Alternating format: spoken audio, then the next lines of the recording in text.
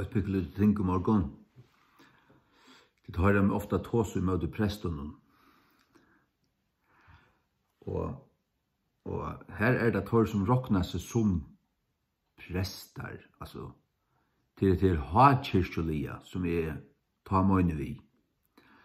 Men til dømes her av Tofton og Strandon og Klaksvik, og Æresland i Førjun, her var de, jeg vil ikke si at jeg har nekran prest, jeg sier de som genker her, de har høyest alt.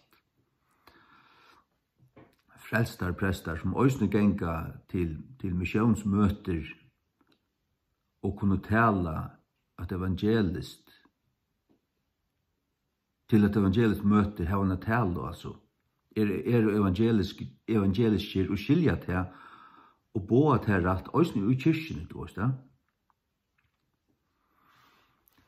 Og tar så ikke største på seg selv som prester altså tar bo ikke en sakramentalistisk kristendom, tar bo en frelsand, tar bo til frelsand i evangeliet. Frels og bådskapen. Sjalt om tar omsida, det som tar kalla sakramenter, men jeg tror ikke tar legget det samme ut at det nekkar frelsand i automatikker ut men at du måste være frelster til at ta vet at du selv til at du frelster. Beia, Strandon, ut av Tofton, Klaksvik. Sjukhuspresteren i havn en rattskikkar mæver. Sars du, her kan du tåse om en av Jesu Kristi møynighet. Og her vil ikke kalla det for prest, men pastor. Gamlar danskar bibler, der hava året pastor i seg. For hyre. Pastor til en hyre. Og Øysene leser du gammalt angst, så tåsa du om pastor. Pastor ditt, pastor datt. For presten, da kallar han ikke egentlig prest, men pastoren. Det vil si hyren i fylgjen. Sars du, det ikke langt borster enn så. Men du kan ha lyst til meg lunch og vite at jeg omgang til kolddømt alle kyrkjene. Nei. Jesus øyer okkur ui her, men Antikrist og Satan øyer en større part av det. Bensje for han øyer brauerparten av henne. Han øyer ødelen for høtte.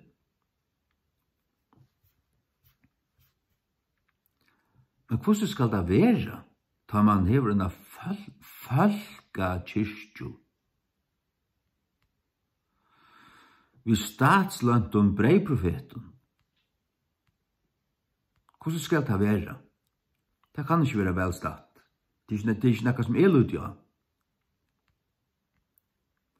Så du rattskjekkaver, og du vaskaver, du suttjande, så du stater her at myndeløgjen Guds år. Ongen mævur, ongen råa, ongen kappi, ongen kreie. Ongen pregv, ongen mævur nekra myndeløgj iver høverik.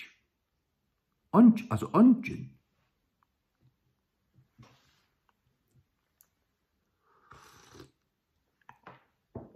Ongen. Nei. Og du måst også søke til at grunden til at man kan tage køylen fram og pushe. Tjup, pushe her og pushe der. Det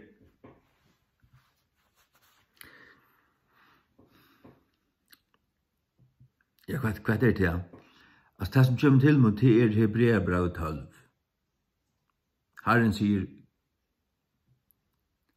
sier at han som han elskar, han er han som han elskar.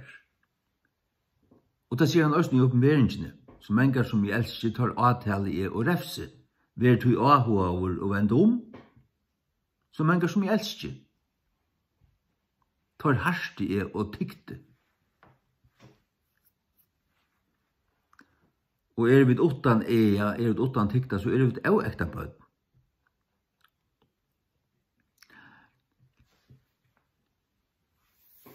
Nei, så jeg tar ikke det bare herfra. Ikke til at jeg har et kompleks her som jeg halte meg være god eller noe tydelig. Men Paulus skriver det samme til korintmannen. Ta I komme til tikkere skal komme ved flangestave, eller skal komme i andre eimundløkans.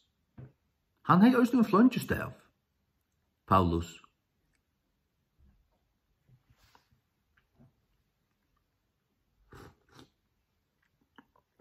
En flangestav. Tjup. Så at, ja, det noe som man pura lagt til hittelen ut det a flanja bøtnene sånne kan, ja. Jeg ble omgang flangtur, men rattløyter, vi åren, altså. Og vi løsande I egen. Her som norstar folk ur. Ja. Og det det som Herren tiktar vi. Han tiktar vi som åre.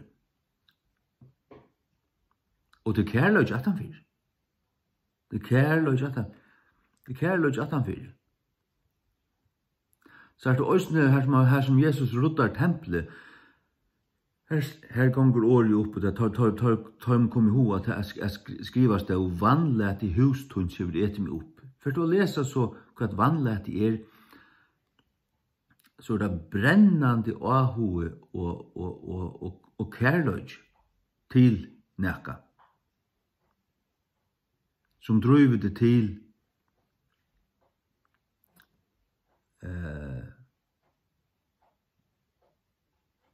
drastisk intriv, kan man säga.